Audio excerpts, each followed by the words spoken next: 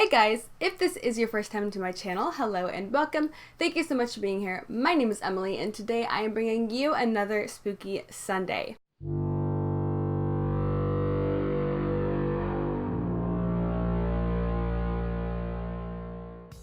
So about a week ago or so, my friend who was also into ghost and conspiracy stuff texted me and told me that I needed to watch the Ghost Adventures episode on the GOATMAN'S Bridge. And I had never seen their specific episode, but I've seen a lot of Ghost Adventures and I love them and I think what they're doing is real. Not everyone does, but I do.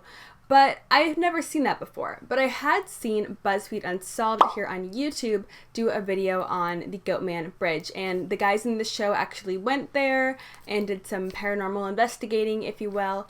So I was kind of familiar with it, but not super familiar. Well, she told me a really important detail about the Ghost Adventures episode that made me want to do this video. So we'll touch back on that in a little bit, but let me go ahead and jump on in here with what the GOATMAN'S Bridge is and what the heck exactly is going on there. So the GOATMAN'S Bridge is also known as Old Alton Bridge, and it is in Denton, Texas. So if Alton, Texas does not sound familiar to you, that is because it no longer exists. But in its prime, in 1848 when it was first discovered, it consisted of one person. Imagine being that guy that was living in Alton, Texas by himself. Can you imagine what that would be like, just living in a town by yourself?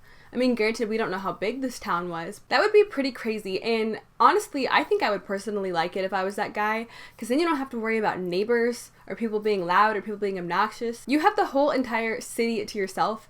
That seems like the life. So if you look at a map now today, obviously Alton, Texas does not exist anymore, and eventually Denton, Texas did either buy out Alton, Texas or just absorbed it, and everything became Denton over in that area. But the old Alton Bridge, which is the bridge that connected Alton to Denton, still exists to this day. And that is the bridge that has come under question here today. So who exactly is the GOATMAN, you may ask? Supposedly, for years now, there has been sightings of a half-goat, half-man creature situation at the old Alton Bridge. He supposedly stands 8 feet tall, is very shadowy and dark and demonic, and will creep up on you when you are in the surrounding woods and on the old Alton Bridge. Supposedly, the bridge belongs to him. Supposedly, because I thought the bridge belonged to Denton and, you know, the state of Texas. But nope, supposedly it belongs to this half-man, half-goat demon creature thing. According to legend, in the 1930s, there was a man who was living on the opposite side of the old Alton Bridge named Oscar Washburn. He was an African-American man who had a bunch of goats. He was essentially a goat farmer. So he put out a little sign in front of the old Alton Bridge saying, "Goatman this way." Him being the GOATMAN, and he probably wanted to sell them to people to have on farms and whatnot. Well, apparently this angered the Ku Klux Klan, who was active in Texas at the time, and supposedly, according to this legend, they came to him and hung him on the bridge and apparently murdered his whole family. I don't know how true that statement is. I don't know if his whole family got murdered or if it was just him. But I don't doubt that some crazy stuff happened on that bridge, because there has been so many weird incidents and situations happening on that bridge, and it wouldn't surprise me if the Ku Klux Klan would come through and murder an innocent man. So that is where the GOATMAN name comes from. It comes from that legend, which supposedly is true. So that's a pretty creepy legend in its own. But something that to me is a little bit creepier, because this is confirmed, is that there is a bunch of Satanists that come to the surrounding forest area of the bridge and onto the bridge that do animal sacrifice and rituals on the bridge and the surrounding forest area. There has been so many sightings of people just being there super late at night. People will see fires in the forest. People will see the remains of animals that do not look like they have died naturally or may have been eaten by something. These animals look like they have been killed, which is freaking horrible. If you kill animals, especially for a ritual of some sort, dude, you have a very special seat in hell with your name waiting for you. So I just can't get behind that. And the fact that people are finding these bodies of these animals and, you know, hearing people chant in the middle of the night in the forest, and people have seen just people coming out of the forest in large groups in the middle of the night, and it's kind of obvious when someone is doing something like that. So that's pretty freaking scary if you ask me. But when there is rituals, there tends to be unsettled spirits or unwanted things that are brought up into this world.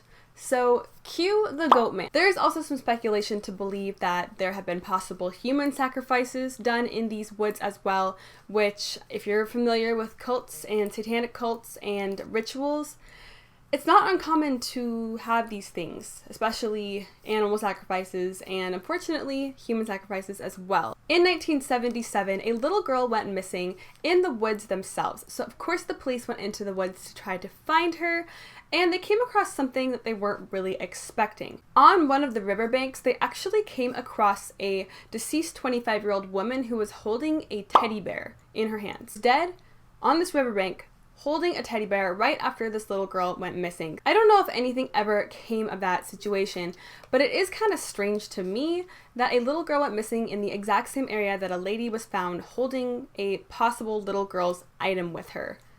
Kind of spooky, kind of strange. Don't really know what happened there. Was it the work of the demonic Goatman? We may never know. So what are you supposed to do if you encounter the Goatman? What exactly will he do to you? The Goatman is said to be very physically violent with people. There have been instances of people just being levitated up and thrown. There have been instances of people having rocks thrown at them and thrown at their head, being scratched really hard. One thing that a lot of people have pointed out when it comes to dealing with demons is that oftentimes people will get scratches on their bodies, and it will be 3 long scratches that all meet at a point at the end of, say, your back or your hand or your face. These scratches always show up with 3 different claw marks down your arm or your leg or wherever it may be. And supposedly that is because 3 is half of 6. And as we all know, the supposed number of the devil is 666, which is an interesting theory that people have for explaining why all these people get 3 scratches in these demonic situations. So even though all of these stories that I've told so far are very interesting, and personally I find them super exciting, for most people who aren't super into ghosts, they might not be the most exhilarating thing in the world because there just isn't that much going on here. But that's about to change. So because of all of the stories that are surrounding the Goatman Bridge and the surrounding forest area and all of the speculation, all the word of mouth, of course there's going to be a lot of people that end up going to the bridge and trying to contact the Goatman. I mean, let's face it, if this bridge was close by to my house, I would probably go there and maybe not try and contact him, but I'd dip my toes in a little bit, maybe. Don't quote me on that. But a lot of people really do like to go there and try to contact whatever the heck is going on in there. So a lot of people go there and actually try to contact the Goatman through EVPs. You can buy the machines for them pretty easily off the internet. So a lot of people do own them and like to go there and try and contact the man or the demon or whoever he is. Well, one really strange and creepy phenomenon that almost always happens to people when they do EVPs on the old Alton Bridge or in the forest is that they always end up getting the name Steve. Why Steve? Who the heck is Steve? I don't know. I don't know anyone named Steve. If you decide to go to the old Alton Bridge, you will more than likely see the name Steve spray painted all over the entire woods area there because so many people have gone there and gotten that name, and they basically named it Steve's little area. I mean, it's the Goatman's Bridge, but it's also Steve's Bridge as well. So this is all leading back to that text that my friend sent me last week. She told me I needed to watch the Ghost Adventures episode on the Goatman Bridge because she knew I had seen the BuzzFeed Unsolved episode on this specific bridge. And one EVP that they got when they were at the Goatman's Bridge was the name Steve. But of course, just like anything in the world, when paranormal phenomenons are really well known, especially for people who actually live in the area, people can just kind of make stuff up. Who knows how many of those people actually got the name Steve? For all we know, they may have just been following what 1 or 2 people said that they got in an EVP session. So she had me watch this episode, and when they got to the EVP portion of the episode, and I just about pooped my pants when I saw that on TV, because it's one thing to go off of people's words and stories and kind of speculation and whatnot, but it's a whole nother situation when you're actually watching someone do an EVP session and the name Steve comes out of the box, especially when you've seen 2 different instances of it happening. So it really does seem like there's something creepy going on in these woods and at the old Alton Bridge, whether it be Satanists doing rituals trying to conjure the Goatman himself, or supposedly this Mr. Steve fellow. Don't know who he is still, but I guess that will remain a mystery because no one has seemed to be able to figure out where the name Steve comes from, if there's any relation in history to a man named Steve who may have died near the bridge. The only person that supposedly died there was Oscar. So people don't really know who Steve is or what that's about, or who the Goatman is.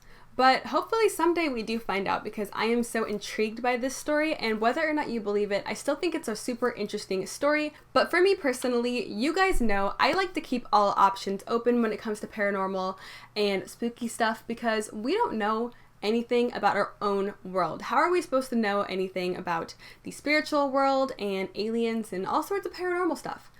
But I like to keep my options open and my eyes and ears open because I think anything is possible. But with that, that is going to be wrapping up this week's Spooky Sunday.